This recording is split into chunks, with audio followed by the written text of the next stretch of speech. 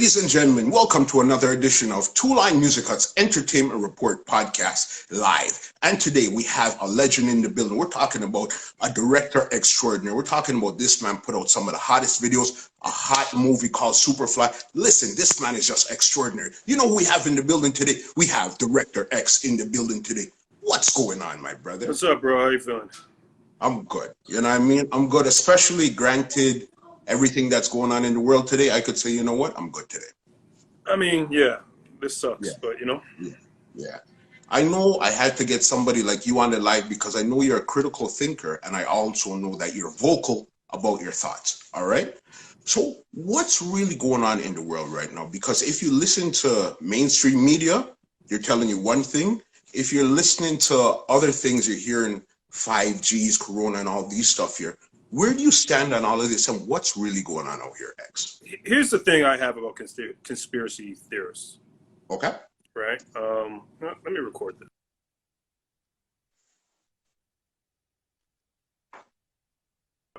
Okay, I'm back. Okay. Here's the thing I have about conspiracy theorists. Okay. If nothing's real, nothing has to be done. Okay. You know what I'm saying? So it's very convenient. Everything that's important in this world is never anyone's responsibility. Climate change is fake. Well, I guess we don't have to do anything. All mass shootings are fake. Well, I guess we don't have to do anything. Everything's fake. So nothing has to be done. So now there's a pandemic ravaging the planet, but it's fake too. So nothing has to be done. And always real coincidental. The people that want to rave about how it's fake and we don't have to do anything, never do anything about anything anyways. Yeah. Okay. So it's just one bunch of nothing leading to more nothing. If everything's fake, nothing has to be done. Yeah. Right. If I've never in my life seen a study that says cell phone radiation causes a disease. Okay. I've seen studies, and if you want to look this up, it's real easy. Go to Google Scholar. You search Google Scholar, and then on Google Scholar, whatever you type in will be scholarly studies. Put in cell phone radiation. Let's do it now. And what comes up when you do that? A lot of studies about the harm that cell phone radiation causes. But nothing like this. There's stuff about tumors. There's stuff about people not being able to, cell phone towers close to schools, kids lose their concentration, people not being able to sleep. There's a bunch of stuff that's already documented. So if the stuff about 5G was going to be a conversation about the harm of cell phone radiation and the dangers of having so many of these towers so close together, because that's what makes 5G different. You need to have a bunch of them around for it to work. Then we're having a conversation. But no, it started the virus. There's a study that someone sent me from Hong Kong University in 2007. Saying that, the University of Hong Kong, saying that the coronavirus is a risk. Okay. In 2007. In 2007, it says a SARS-like virus coming from bats, and the way that people like to, in certain parts of China, like eating exotic mammals. It's going to cause trouble. It literally says it's a time bomb. Yeah. And that's 2007. That's the University of Hong Kong. Again, what's the point of? You feel what I'm saying? Like there's got to be a trail. There's got to be some logic. But hold on.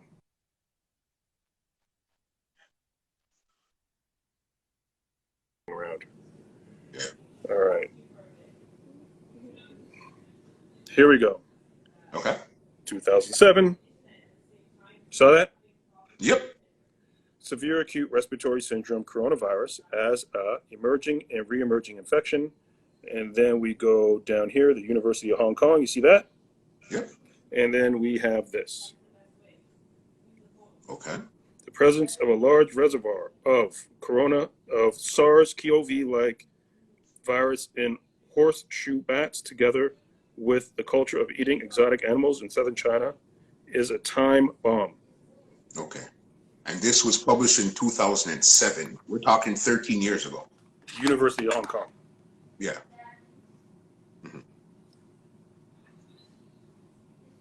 So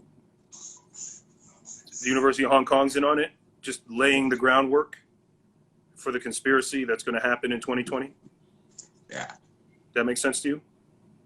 Not really. Well, sometimes you see the trick with it. For you to say a one individual being on it, no, it would have to take a lot more people than a one university 13 years ago. They literally call it out. This is what we're dealing with. Not everything's a conspiracy. So sometimes what's happening is what's happening. Mm-hmm. And I guess you're on the side of what's happening is what's happening. That's what's happening is what's happening. They don't just shut down. Again, the way these people make money is by starting wars. Yeah. Is by overthrowing South American and third world governments to get access to their natural. We know their games. They overthrow elections. They do all kinds of stuff. They use the same playbook. Mm-hmm. Right? If you really pay attention to world politics, it's always the same. Hey, something went wrong with the election. I'm the winner, but you're not even in the election. I'm the winner, but kill everybody.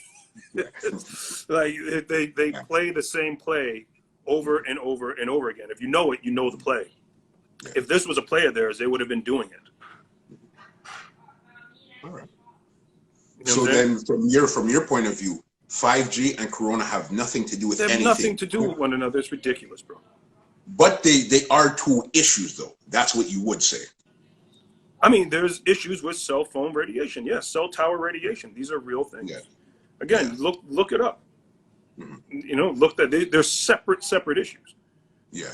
But they are two real issues and two real things to be concerned about. But people are crossing the wires and crossing the thought process and putting it into one thought. Okay, well, look, let's do it again. Because people they love a conspiracy. So this is Google Scholar, cell tower radiation, biological effects. Mm-hmm. Right? Mm-hmm. Okay, Google Scholar, biological effects opposed to electromagnetic radiation, but in my cell tower base stations and there. Not really. No. Right. Form of non-ionizing electromagnetic fields are among the fastest growing forms of environmental pollution. Yeah. So again, it's a thing. It's a thing. Yeah.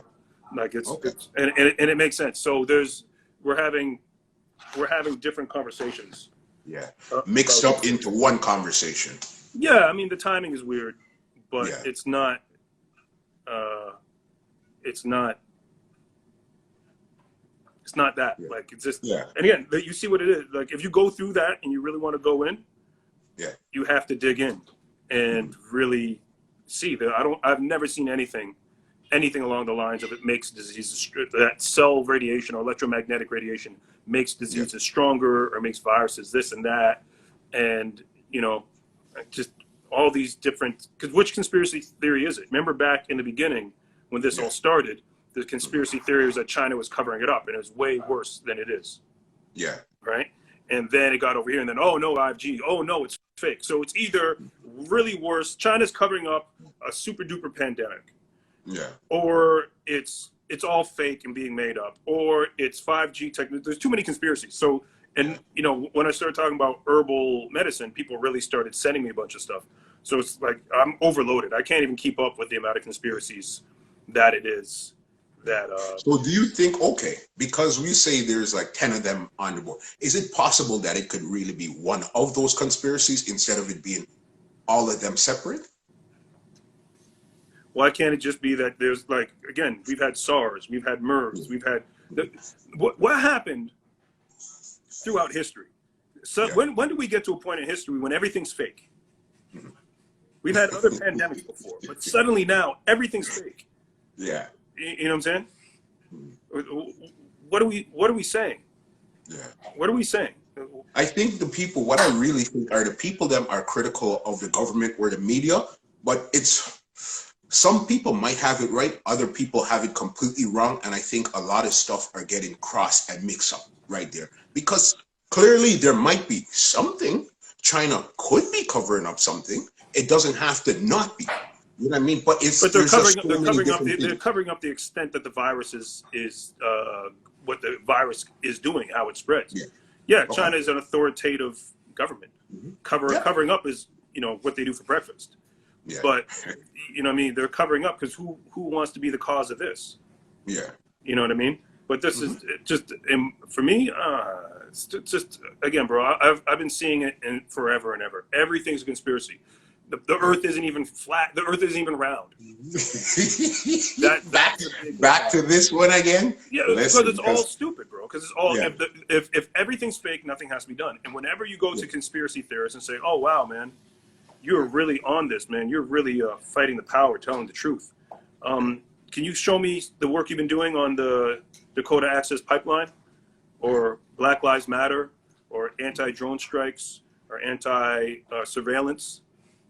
And I'm not. Well, you know, other people doing that. So all the stuff that's really real, all the stuff that will get you arrested and locked up and put you in jail without seeing a lawyer, because they've now broadened out the term terrorist to include environmental terrorists. Yeah. For some reason, your favorite conspiracy theorist has nothing to do with that. They're only interested in the conspiracies that no one is ever. You're never going to. The police are never going to come get you because you're doing flat Earth memes. They're never going to come get you because you're your 5G this and that. And now, because it's a pandemic, some of those videos get pulled down, right? Because they consider it false information. I mean, they pulled down a video I put up because I was talking about herbs. Yeah. You feel what I'm saying? Okay. So yeah, it's not quite the same, and that's really it, bro. I mean, just it doesn't take much to scratch off the layer of paint to see what you're really dealing with. That's really the question. If you're really Mr. Freedom Fighter, anti-conspiracy theory person, show me your Black Lives Matter work. Yeah. Because in St. Louis, the Black Lives Matter protesters are really getting killed by the police. Yeah. They really show up. They're really in their car with a bullet in their head. Yeah. It's that real in the field. All right. So then, instead of let's get out of the conspiracy things, let's get to real life now. How is this whole pandemic affecting you personally and professionally? I mean, I'm bored. We're stuck in the house, and then as well, there's nothing to shoot. Like, you couldn't come up with a worse situation than a film set. Bunch of people gathered together, touching things together, moving, you know what I'm saying? All confined, like, Yeah. So it's just really, it gives you a lot of downtime right now, and you're always on the go. So then right now you're bored. But I know somebody like you probably finding something else to occupy your time right now because you're always thinking about something. Yeah, bro. Look, honestly, I got on the Netflix late. For the first few weeks, I was very kind of like on my herbal medicine kick, and having that battle with Bilal T.O. But did the Ozarks season 3, Narcos Mexico season 2, like you know what I'm saying?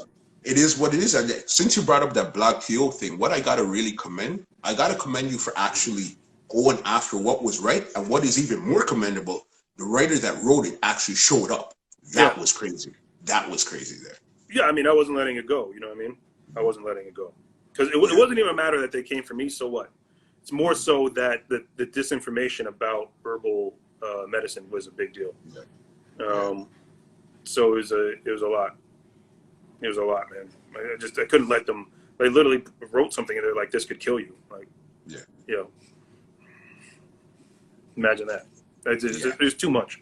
And again, but that was what that debate was about. That when it comes to herbal medicine, the starting point is that doesn't work. Yeah. For the general public, like, okay, that doesn't work, and then you speak from there. Go, no, what do you mean? There's mountains of evidence that this is effective medicine, right? And then they even miss what the real conversation supposed to be, right? If I was going at me for my herbal medicine posts, it wouldn't be about that's not real. It would be the difference between in vitro and in vivo. A lot of the studies on herbal medicine are in vitro. They're in the lab. It's all just test tube studies. And what something does in a test tube versus what it does in the human body are different. So the real discussion, and that's something I do it in one of my other videos. I make it clear. Yeah. What happens in a test tube is not necessarily what's going to happen in the body. For sure. It's theory versus actuality. Well, theory is always fine until you actually implemented now. Well, It's always totally different. even it's in vitro versus in vivo, right? It's test tube versus body. So for an example, is they took turmeric. Turmeric in vitro is it inhibits HIV. Yeah. It inhibits the HIV virus. When they did it in a clinical study with people, it did not change their viral load at all. Okay. But their gastrointestinal, one of their symptoms, one of their issues got better. You know what I mean? So what it does in a test tube might not be what it does in the body, but also what it does in the body might be a whole other thing. But even that, you know, and they actually says in the study, like, no, they're happy to keep taking it because of what it didn't do anything with the viral load, but the benefit they got from it was coming from a different direction. They're happy with that, so they kept on doing it. Got you. You know what I mean? So even in that discussion, it's not a matter of it doesn't work. You know what I mean? So even the one swing they would have on me doesn't knock me out. It's just like, okay, well, it might not. It's just because in vitro it might, like licorice root. There's a G like one of those technical names. That version of licorice root actually inhibits the coronavirus in vitro. Okay. But just because it does that in a test tube doesn't mean it's going to do that in the body. For sure. Okay. Those are the things that need to be spoken about, as opposed to this thing where it's always, either they're doing it, it doesn't work. The talking points are, it doesn't work, or I don't understand the study. Right? There's always those things. Oh, you don't understand what you're reading. It says clearly that it inhibits the thing. Or it's people. What if people hear this and then go I don't know what they think, go do this and think they don't have it or think they're good. And there's always these other, excuses, which they never do for like Tylenol. No one ever said, hey, take some Tylenol. Oh, don't say don't take some Tylenol. What if they take some Tylenol and think they're fine and then have vodka? It's big pharma. What would happen if I drink? They never add the maybe if scenarios to that. It's only for herbs, and herbs are completely safe. So, like I said, it gets it's all BS arguments, and it's all excuses to put their bias on us, to try and hit us with some bias. Yeah, I hear you. You know, it's crazy. Before we get out of all the doom and gloom and stuff, I want to ask you, what type of opportunities do you think is going to be coming out of this whole time down, this whole pandemic, everything going on right now? I think the opportunity is to see how much their excuses didn't matter. Yeah. Right? Healthcare, good. Even in countries that have a healthcare system, they're always trying to cut back. They're always trying to, we can't afford this. We can't afford teachers. We can't afford anything. But the moment their banks are in trouble, there's literally trillions of dollars. Out of nowhere. Right? and I think it's the bigger. It's not like, hey, the opportunity is this, so you can make a business. I don't think they're material. I think they're more spiritual, for lack of a better word. Okay. Where, it's like the matrix really got turned off. Yeah. Your job, the money, ultimately, if the government came on TV tomorrow and said, hey, all rent and mortgages are suspended, and we're just going to start dropping $2,000 in everyone's bank accounts every month. And there you go.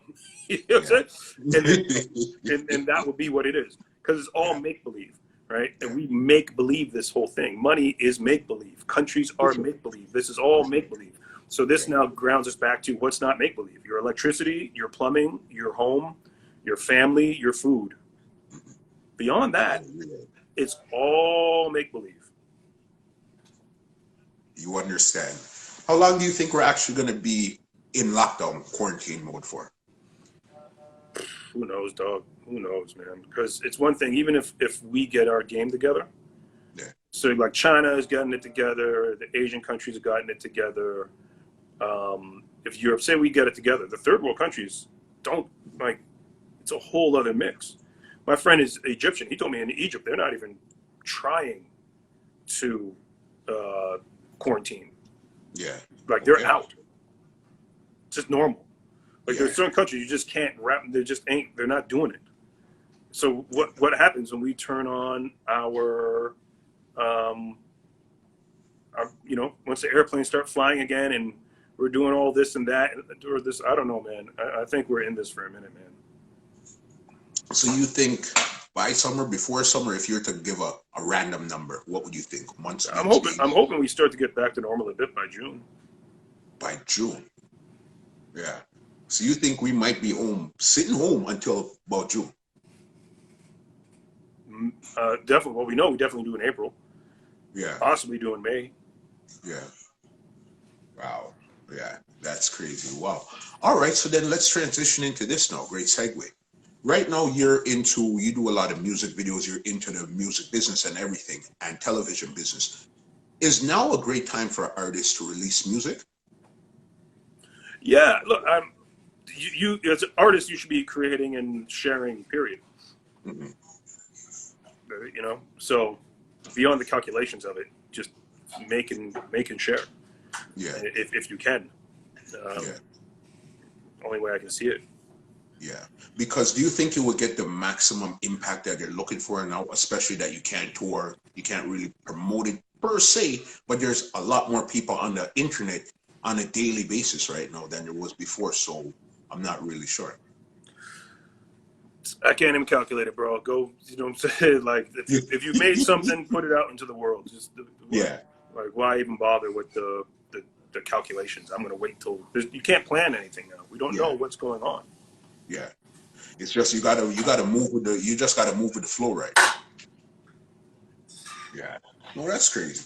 Right now, even when it comes to your business, Pop Rock, what I want to ask you is, you're originally a kid from Brampton, went to the States, did his thing, got big, was Little X, became Director X. You now came back and formed Pop Rock. How does it feel to now put other people in the same position that Hype Williams put you in the first place? It's good, man. We got talented kids putting them doing great jobs.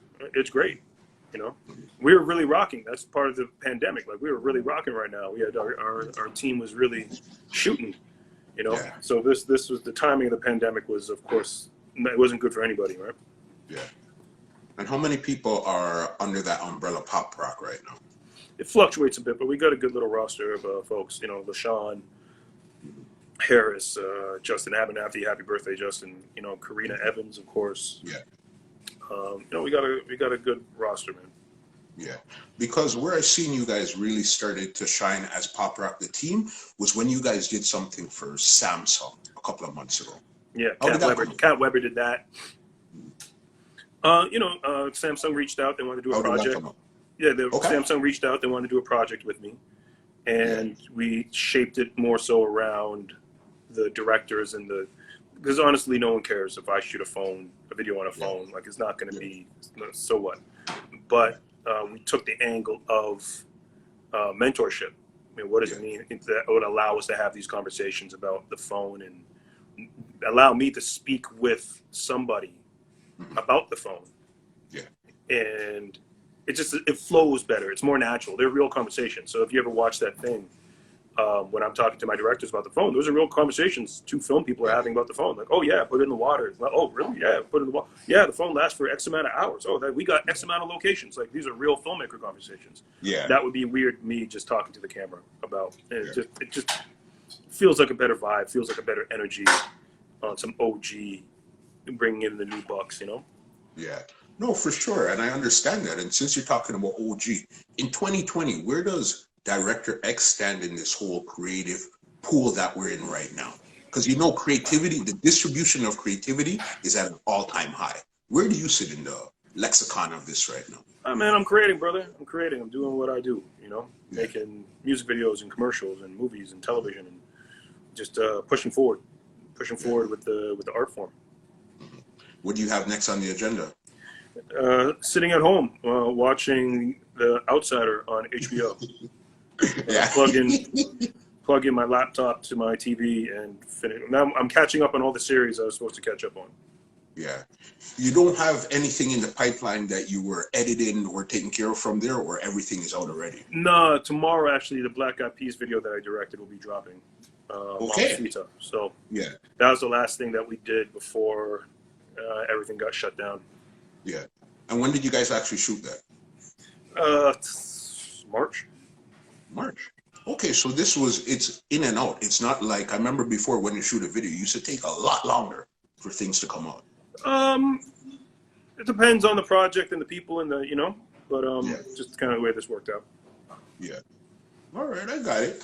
Right now, I got a couple more questions, and then I have a round called the Rapid Facts. After that, we take some questions from the audience, and then we get you out of here. Sure. You down? Yeah, man. All right, so, okay. When it comes to one of your biggest collaborator right now, that's the boy, Drake, all right? Why do you think you guys always create magic on screen whenever you guys collaborate? The two Canadian kids that made it. I think there's a level of one being from the same town and speaking the same language. There's a bunch of unspokens, you know what I mean, that we understand. And he's not so young. Like he's like about I would have been a senior in his high school when he came in. You know what I mean? So there's just we're still that same generation. And then I can deal with craziness. I can deal with madness in a way coming out of hip hop when I was making those videos. And the amount of curveballs that we used to get thrown, I can deal with the Drake factor. You know,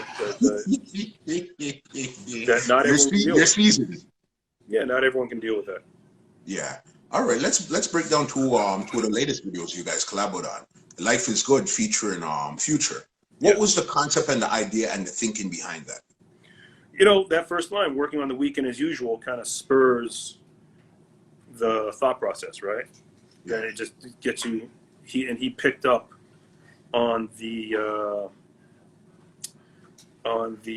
working man angle of it all, and just ran with that, right? Working man, you know, fast food, garbage man, IT working, Apple store, just, you know, having fun with those things.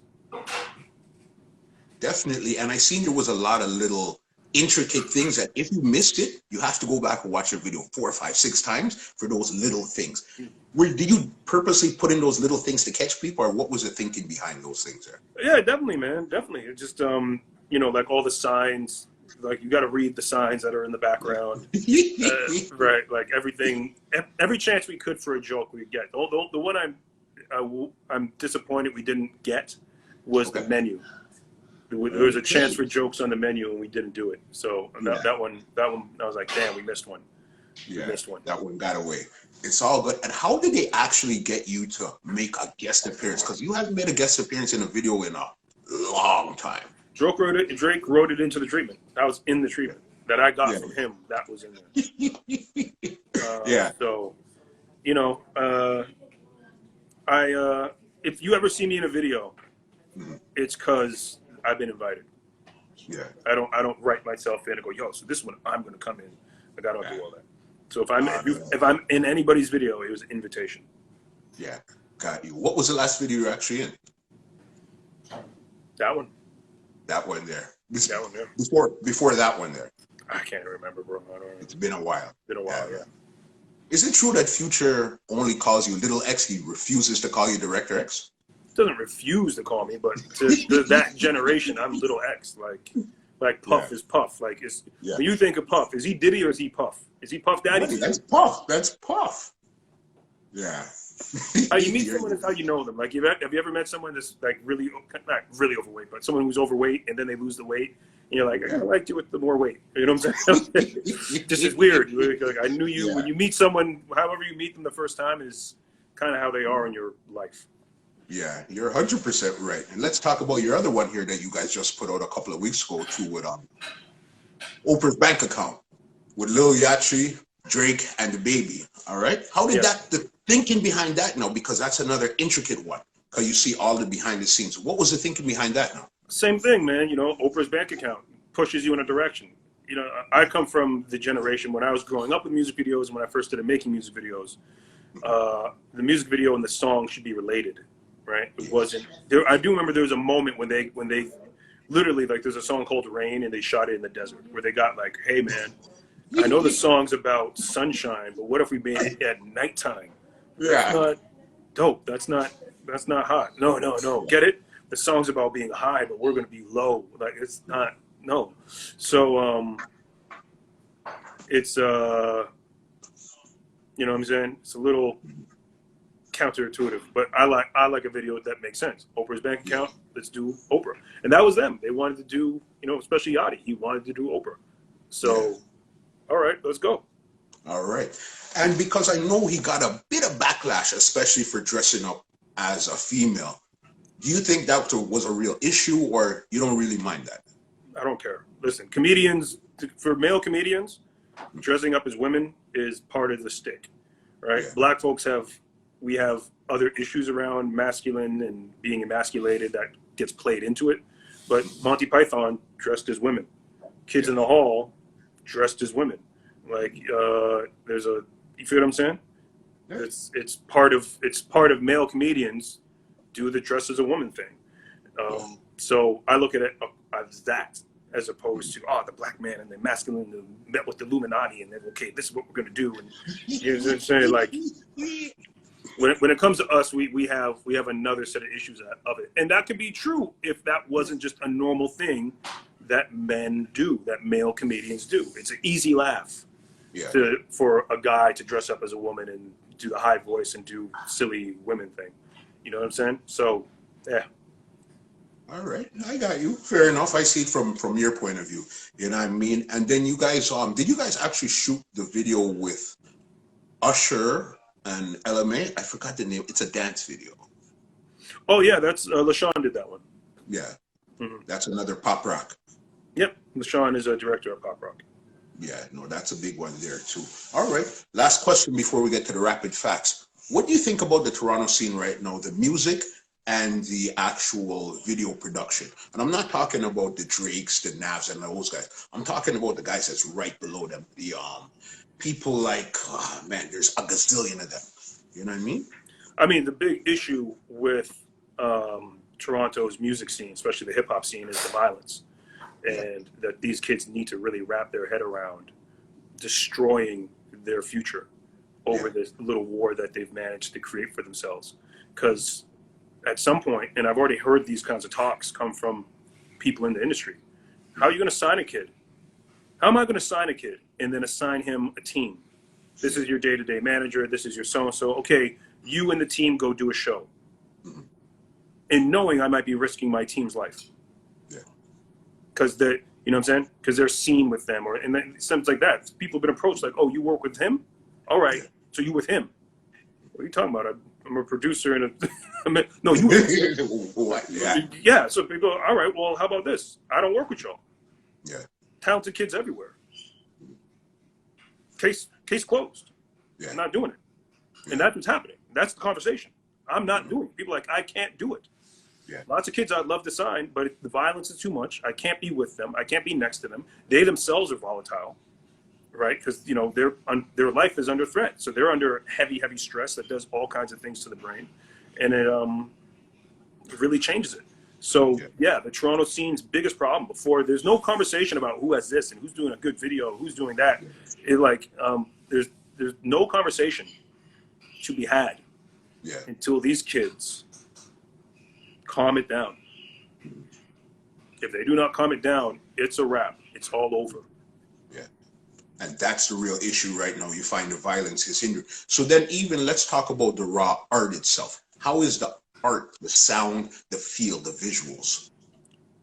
I mean, it's all good, bro. I mean, I'm not super up to date on all the new Toronto artists and the new Toronto sounds. I get, I'm 44. It'd be weird if I was really up to date. I make music videos. I don't make the music. You know what I mean? Yeah. So I know they're doing their thing, and a couple of kids getting bubbling. But there is no issue. There's nothing to discuss until these kids get a rap on the violence, because it's not just them. It explodes. We're having a little calm down right now because of everyone has to stay home. But dog, the violence in the city is a big issue. It's a big issue. I've been working, my organization, Operation Prefrontal Cortex, that through meditation, we can really make a change. I've had this talk with you before, but the fact is people who are violent and aggressive, you can see it in the brain. Their prefrontal cortex is too small, their amygdala is too large. The prefrontal cortex is the decision-making part, and the amygdala is the emotional regulation part. And the way you end up with a brain in that state is childhood abuse and neglect affect how a brain develops, or chronic stress. The children who are abused and neglected, the prefrontal cortex, when they looked at their brain, is too small, the amygdala is too big. People who are under constant stress, it can change the brain. It can shrink your prefrontal cortex and enlarging your amygdala. So we see that state is something you get. And then to put to a kid who's, grew up in an abusive or neglectful neighborhood or school or environment. And then when they're grown, they're under the constant stress of that neighborhood wants to kill them. Like literally want to kill them. Yeah. You know what I'm saying? It does stuff to the brain and puts them in where they're just more reactive. And if you're in that constant state of stress, the brain will lock in your fight or flight response. That's why those kids, growing up, they were always just ready to, just in a minute, they're just Right ready away, to go. yeah. Because it's locked in, ready to go. It's locked in from the environment they've been in their life. The brain has said the smartest choice for us is to just react. It's either best that we run or we just attack. But the brain is doing that, right? So we have that going on with our kids, and we have to bring them out of it. And meditation is how we do it, right? And until that happens, there's nothing to discuss about the Toronto music screen. I have no interest in talking about who's hot, who's not, who's sound. You know what I mean? Like it doesn't mean anything. It doesn't mean anything. It's literally life and death for these kids, and then for other people too. Bullets through windows, bystanders. These aren't. I got shot myself as a bystander, right? There's larger consequences of what's going on with these kids than just what they're doing to one another. Yeah. You know what I'm saying?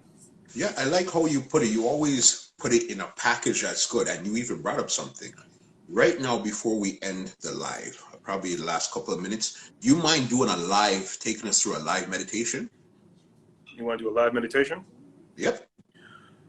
Sure. Before we end, so how much time do you need? We can do a 10-minute-ish version.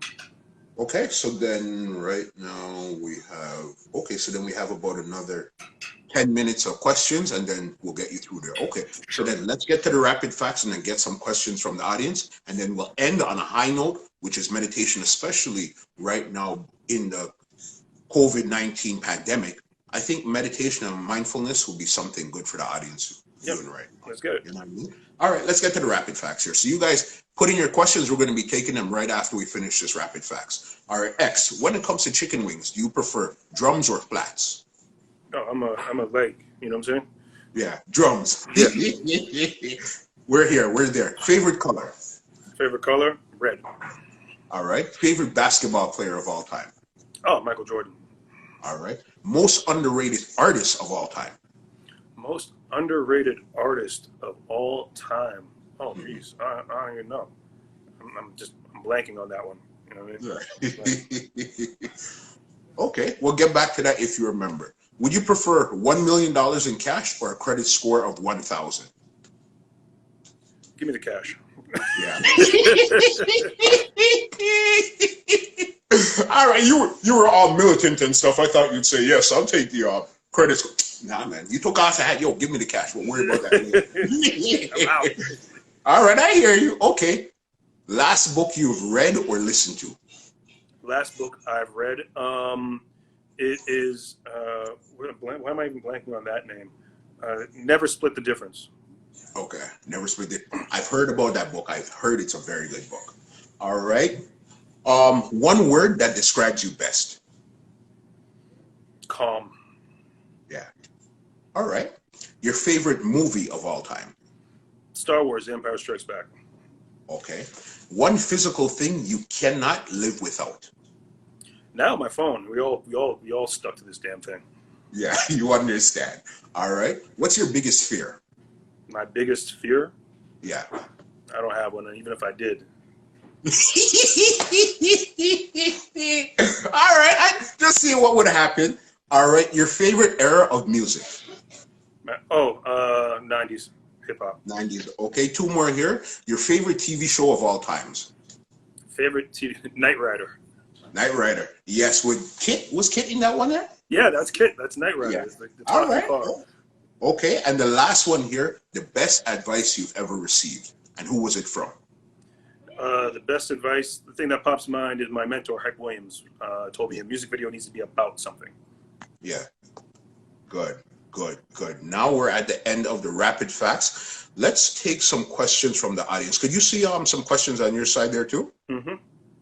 But you pick the questions. Okay, I'll pick up. All right, I like that. My guys, Star Wars. Okay, so you guys send in your questions. We're taking them right now. Calm. Somebody laughed when you said calm. Nice to see you last. You'll be on a great I'm balance. not always calm, brother. Be clear. Yeah. There are times when You're ex, bro. I can keep my calm when I need to, and I can turn it up when I need to too. Yeah. My calm can definitely be turned off. Yeah. Okay, good. Okay, I've seen one here. What advice would you give to a video editor? Hold on. What advice would you give to a video editor who wants to get more clients and scale their freelance business? I mean, the hustle, man. You got to show people what you can do. I don't know. Offering your services to someone isn't always easy because a lot of people have editors that they work with. Yeah. And so it's not always easy to wiggle in. You know what I mean? Yeah. But you just got to keep knocking. You got to keep knocking doors, showing people work, you know, and really focusing on your craft. How can you really switch things up, move things around? Yeah. All right. Good one. Next one here is, how do you choose a cinematographer? I look at the work, and a very easy way is looking at their work and say, do I want my work to look like this? Yeah. Would I be happy if my videos or my work look like this? Yeah. All right. Good answer. Next one here is, how do you secure intellectual property? Lawyers. Yeah. Gotta get a lawyer, bro. That's what it is. Yeah. All right. Fair enough. Next one here is, X, do you think school is a scam? Depends. I mean, or what you make of it. You know what I mean? There's a lot of successful people who went to school and a lot of successful people who didn't. So you got to, when you're in there, you need to be utilizing it. But if you're just in school the way they told us, go to school, figure it out. No. Yeah. No, you need to be at school for something you know you want to do with a goal and a focus and an end game. Then school will be very beneficial to you. Then you have all those resources and all those people you're meeting, and you know, it becomes something of a benefit. But if you're just kind of floating around because your parents told you to and you figured you should, Yeah. bad. Yeah. Okay. And next one here is, does music open up portals to let other energies and entities in? I mean, if you believe that, that's you. I haven't seen anything I can particularly say is that you know, on a spiritual level. I do feel that there is some kind of consciousness. There's something going on with the universe. Okay. Larger than just us. It's not just mechanics, right? There is a spiritual side to things that we do not fully understand. So could music possibly open these doorways? Maybe, but I would have to see, you know, like I'm an empirical guy. Yeah. I can't think of anything in my life like I played a record and then something happened, or you know what I'm saying? Nothing like that. The mind, not so instantaneous or so basic per se. Nothing that I'd say, that's strange. A lot of coincidences, and you know, dreams that come true, or you know, people that pass away, like other things that maybe say, okay, there's a spiritual side to the world. Death is not death. There's something going on. The universe seems to be interacting with us, but I don't have anything like that. So the question was, how much money do you think is required to invest for an artist to blow up? I don't know. I'm not in that part of the game at all. Yeah. You know what I mean? I make the music videos. I'm not there doing radio and promo, and I don't know. Really not. I'm not really not the one for that. Okay. All right. We'll take about a couple more, and then we'll get to the meditation. Okay. How do you stay motivated during your struggling times and continue to do your purpose? What choice you got? You just got to keep moving forward, doing the work. You know. Yeah. No other. Okay, I got a good one here for you. Are you a conspiracy theorist on the DL? Not at all. You heard me talk. I'm not at all. Like I need facts, man. It can't just be like, oh yeah, don't you see the government's doing this? How would you know? I look at it like, remember when everyone swore that the Illuminati was making music videos? Remember that little moment? Yeah. When everyone swore that the reflection and the T-shirt, and then when I would tell them like, yo, that's not how it works. They look at me like, whatever, man. I go, I make the music videos. Yeah. I know everybody. Like it's not. I know that person who made that. My company made that video that they made. That didn't happen. You Yeah. don't know. You're not high enough. And it made me realize that people from the outside looking in have no idea. Yeah. Right? They have no idea what's going on inside the music industry. They have no idea even what's going on music video set. To the point that they think the people that start world wars are also on my video set telling Jay-Z to wear the skull hat. You feel what I'm saying? Yeah. So, I got you. so I use that to when I look at government and these things that are going on. As much as it might seem like we have an idea, we have no idea. Yeah. We have no idea about what's going on. So, and then on top of that, everyone misses the real conspiracy. It'd be one thing if you were pointing out the real conspiracies, but they miss all the real ones. The way these wars start. Again, if you can't come to me and talk to me about one South American government lately that's been toppled, one South American coup, and what that leads back to and how that started and what's going on, don't talk to me about conspiracies because you're not really paying attention. Yeah. All right, I got you. All right, I got you. You know what? I'm gonna take one more from the audience, but I got one too. Today's Thursday, right? Is today Give us- Thursday? Today's Yeah. Thursday? I think so. Is today Thursday or Wednesday? We're so off right now, bro. I think it's Thursday. You're right. It's Thursday. Oh wow! Yeah. I gotta put up a throwback Thursday. I'm late. That's okay. You beat me to it. Instead of putting it up, give us a throwback Thursday story. Something that sticks out in your mind. Well, this one.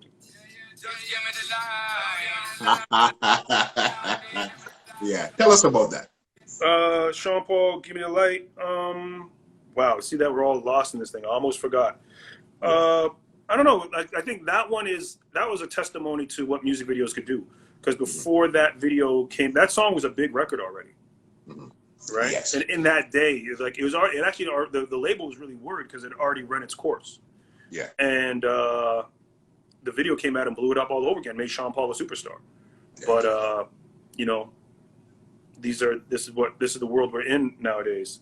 That I don't know if music videos can now. Again, you look at Future and Drake, a good video can help propel a record if it's a good record.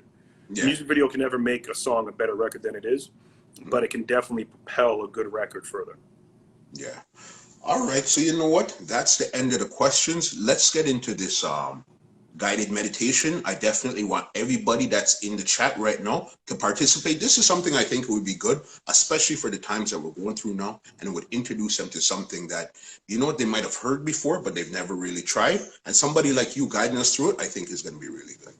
All right, let's go for it. We got 10 minutes. Right. So make it a quick one. We have 10. Okay, make it 9 minutes because there's something I got to tell you before we leave. Okay, I'll make it a quick one. So you close your eyes, take a deep breath, and as you exhale, visualize and repeat the number 3 times.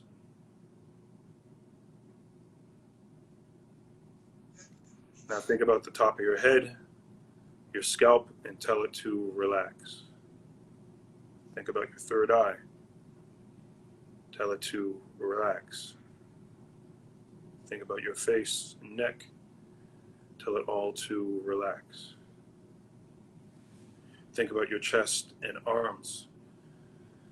Tell it to relax. Think about your forearms and hands. Tell it to relax. Think about your abdomen, hips. Tell it to relax. Think about your legs, knees, calves, feet. Tell it all to relax. Take a deep breath. And as you exhale, visualize and repeat the number 2 3 times.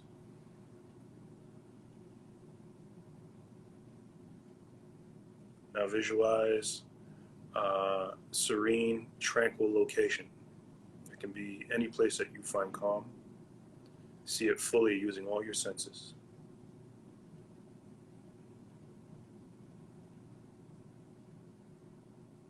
Interact with the environment.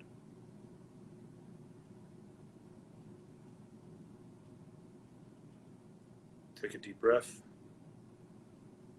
And as you exhale, visualize the number 1 3 times.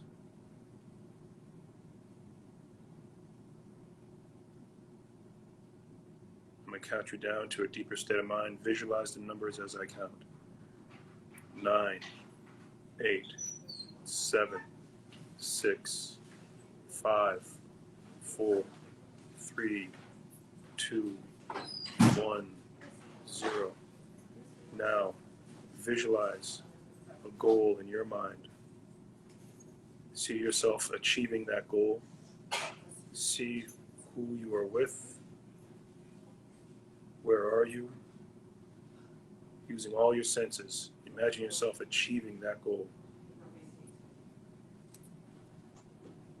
Now project great gratitude and thankfulness at that visualization. Feel yourself step into that visualization so you see it through your own eyes with great gratitude and thankfulness. Imagine it as being done, as happened. And I'm going to count you out. 0, 1, 2, 3, 4, 5, 6, 7, 8, 9. Open your eyes.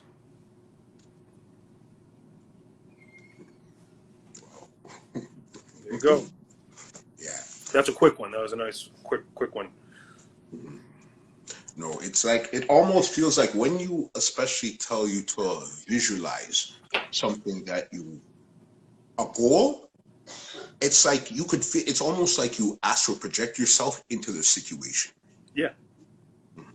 I mean, look, man, this visualization has its own set of benefits. This helps you get to a real calm place, so you're doing it with a much calmer state of mind, right? But I remember even Muhammad Ali won a fight, and after when they're interviewing him, he said, I just kept seeing myself standing over him. You remember that one? Do you remember that? Yeah. I just saw myself standing over him. I saw myself standing. So a lot of people use this visualization technique. I heard a story about they took 3 groups of people, and they took one group and had them practice basketball. One group visualized practicing basketball, and one group did nothing. And the visualization group and the actual practice group both benefited. They both got better in the same way. I didn't read that. That's a story I heard, not the actual study that I saw. So maybe it's just a story. But anecdotally, that's one of the, these kinds of things what visualization can do. Yeah, no, definitely. This is the second time we did this. And again, you could feel it in your soul, especially when you say visualize. And I tell my wife all the time, when we're going through a hard situation, I tell her, say, listen, I've astral projected myself to the end of it. I see the end. We just got to go through the situation to get to the end. Yeah, man. And you have to understand, X, it's always a vibe. Thank you so very much. I know you got so much other stuff you're working on right now. But what I wanted to tell you, this is a message, because I know you have a link directly to the person I want this message to go to. I need you to tell Champagne Papi, Mr. Drake, I said, thank you so very much for the shout out at the end of When to Say When. All right. That was a sample that I used from a podcast we did with Fire Kids TV. So shout out, Mr. Drake. Thank you so very much. Big up Future Chubs, all the guys over at OVO. Big up yourself. X, it's always a vibe. All right, boss? Yeah, man. Thank you so much. Big up yourself. Talking to you, man. Thank you. See you. This podcast is brought to you by www.twolinedmusichut.com.